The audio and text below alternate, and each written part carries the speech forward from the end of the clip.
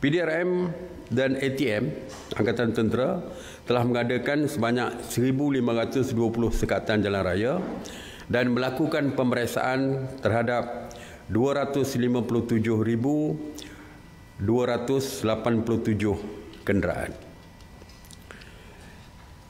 Sekatan jalan raya di tol seperti yang telah pun diumumkan bahawa terdapat 23 sekatan jalan raya di tol, tetapi mulai semalam telah pun ditingkatkan kepada 65 sekatan di plaza-plaza tol dan ianya akan ditingkatkan kepada 114 plaza tol di seluruh negara. Sehingga semalam, jumlah keseluruhan anggota yang bertugas sama ada PDRM, ATM, Rela dan juga APM adalah seramai 67,774 anggota. Dan kita mempunyai simpanan yang lebih ramai jika diperlukan dan akan ditambah daripada masa ke semasa. Seperti yang saya maklumkan beberapa hari yang lepas, terutamanya semalam, bahawa untuk fasa kedua, PKP fasa kedua yang akan bermula pada 1 April nanti, kita akan meningkatkan dari segi sekatan-sekatan dan juga dari segi sekatan-sekatan pergerakan ini. Pada tahap kedua ini kita percaya ianya tentulah berbeza daripada cara yang kita lakukan pada tahap pertama. Walau manapun ingin saya tegaskan, ianya sekatan yang kedua, di fasa kedua ini masih lagi membenarkan pergerakan. Masih lagi kedai-kedai masih dibuka seperti biasa. Cuma mungkin dari segi kawalan masa dan sebagainya yang akan saya sebutkan sebentar lagi. Jadi untuk fasa kedua ini berbeza dengan PKP yang diperketatkan di Sembarenggang dan juga di Ulu Langat. Beza ya. Kalau sana tak boleh keluar rumah langsung, makanan dihantar ke rumah dan sebagainya. Tapi di sini tidak.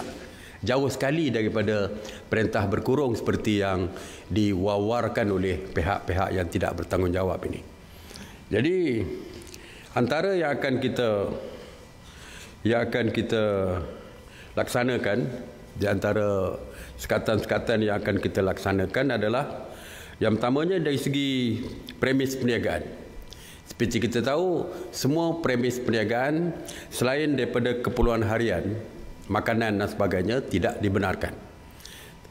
Walaupun seperti kita tahu, hari ini supermarket, pasaraya dan sebagainya berniaga sehingga membuka premis mereka sehingga ke pukul 10 malam. Dan ada yang sampai pukul 12 pun ada kita dengar. Oleh itu kita membuat keputusan, mesyuarat pagi ini membuat keputusan bahawa waktu beroperasi pasaraya, hypermarket dan mana-mana premis yang menjual barang keperluan makanan harian adalah di antara pukul 8 pagi hingga pukul 8 malam. Bagi restoran, kedai-kedai makan, gerai-gerai makan dan sebagainya, walaupun kita benarkan operasi untuk makanan yang berbungkus, yang dibungkus untuk dibawa pulang, waktunya adalah daripada 8 pagi hingga 8 malam.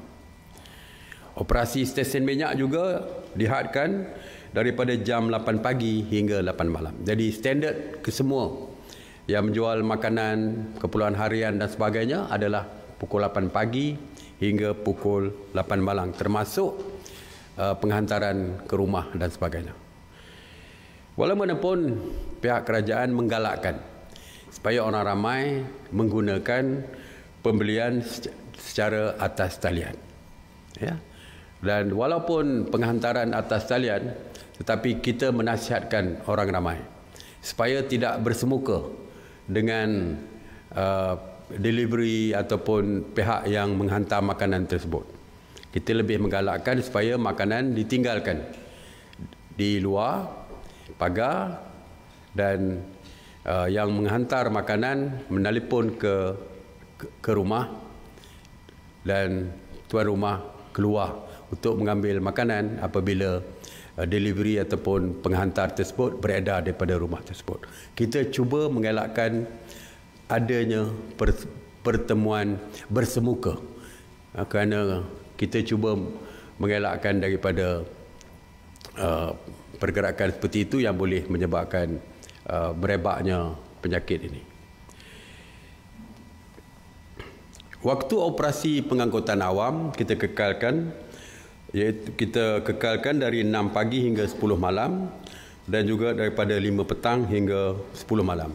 Kita faham ada pekerja yang shiftnya berakhir pukul 8 ataupun pukul 9 malam. Jadi mereka masih boleh menggunakan kenderaan awam. Kecuali taksi dan e-hailing dibenarkan beroperasi daripada 6 pagi hingga 10 malam berterusan, ya, termasuk kenderaan-kenderaan persendirian. Dan seperti yang telah pun kita maklumkan bahawa kenderaan persendirian walaupun dibenarkan untuk keluar membeli bahan makanan dan sebagainya, tetapi kita tetapkan satu kenderaan untuk satu orang untuk satu kenderaan. Kita memahami bahawa masih banyak kenderaan-kenderaan komersial, pengangkutan komersial yang melibatkan barangan keperluan seperti makanan dan perubatan kini berada di atas jalan raya daripada pagi hingga ke malam. Kita memang membenarkan kenderaan tersebut beroperasi, walau bagaimanapun kerajaan menggalakkan supaya kenderaan ataupun pengangkutan komersial untuk barangan keperluan ini beroperasi di antara 7 malam hingga 7 pagi. Ianya adalah digalakkan, ya, bukan arahan supaya mereka hanya bergerak 7 malam sampai 7 pagi, tetapi digalakkan. Kerana kita dapati ada kenderaan yang memerlukan jangka masa yang panjang untuk beroperasi. Mungkin daripada Johor Bahru nak pergi ke Perlis, tak boleh selesai. Saya dipahamkan sampai 17-18 jam. Saya dipahamkan. Jadi kita dah bersetuju supaya pengecualian itu diberikan walaupun kita galakkan beroperasi di waktu malam. Aktiviti riadah dan sosial tidak dibenarkan di kawasan awam dan persendirian walaupun di dalam gated area sekalipun. Kita tak nak membezakan antara yang di dalam gated dan di luar gated area ni. Sesiapa saja undang-undang kita sama, merangkumi kesemua lapisan rakyat. Tidak ada perbezaan dari segi penguatkuasaan undang-undang seperti ini. Oleh itu, kita tidak benarkan aktiviti itu dijalankan, tetapi kita ada kelonggaran, iaitu untuk golongan autism dan juga UKU untuk mendapatkan terapi seperti yang dinasihatkan oleh pakar. Walau bagaimanapun, kita juga melarang secara berkumpulan. Walaupun terapi itu diperlukan di luar, tetapi juga tidak dibenarkan secara berkumpulan. Seperti yang telah saya umumkan, bahawa pihak kerajaan telah pun mengarahkan KPDN HEP untuk menentukan harga shilling. Pagi tadi kita membincangkan perkara ini dan kita dapati bahawa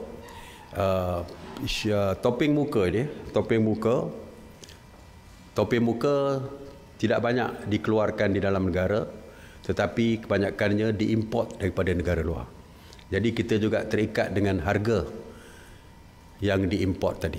Oleh itu, mesyuarat bersetuju harga topeng muka, harga shilling topeng muka adalah RM1.50, iaitu 50 sen lebih murah daripada harga yang telah pun ditetapkan lebih awal, iaitu RM2. Dan kita akan terus mengkaji dari masa ke semasa harga tersebut. Jika didapati harga yang dibeli sudah pun menurun daripada harganya, kita mungkin akan review balik dan mengumumkan semula harga yang lain, harga yang baru. Jadi itu saja yang saya nak sampaikan hari ini. InsyaAllah besok ada beberapa perkara yang penting juga dari segi akan diumumkan dari segi PKP fasa kedua ini. Terima kasih Assalamualaikum warahmatullahi wabarakatuh. Alright. Assalamualaikum Tuk Sri. Tuk Sri, di bawah PKP fasa yang kedua ni, aktiviti di rumah-rumah ibadat, kalau boleh Datuk Sri perjelaskan sikit.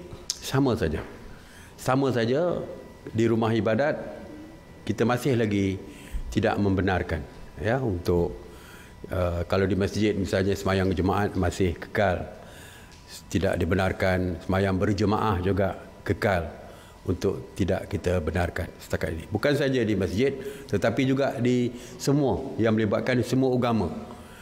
Gereja-gereja misalnya pada hari Minggu tidak dibenarkan perhimpunan ataupun ibadat mereka secara berkumpulan dan sebagainya. Begitu jugalah tempat-tempat lain, mungkin di kuil-kuil Hindu, di tokong-tokong dan sebagainya. Ianya merangkumi semua agama, ya, bukan untuk Islam semata-mata. Harga siling topeng muka ni berkuat puasa bila? Berkuat puasa hari 1 hari bulan. Semuanya tadi berkuat kuasa 1 hari bulan.